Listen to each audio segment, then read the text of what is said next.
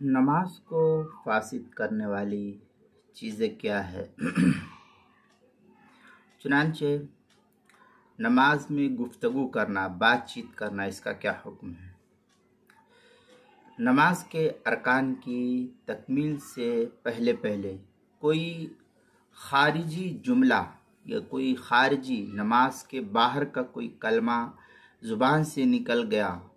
خواہ وہ نکلا ہوا غلطی ہی سے ہو یا بھول ہی سے نکلا ہو،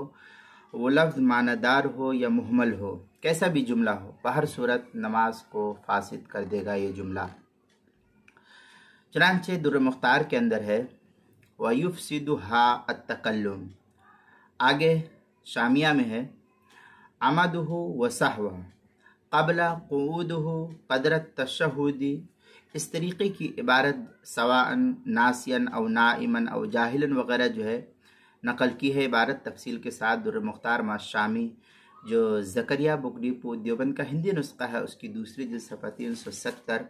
مراقی الفلاح تحتاوی جو ہے اس کے صفحہ 175، بدائع الثناء اس کے پہلی جلد صفحہ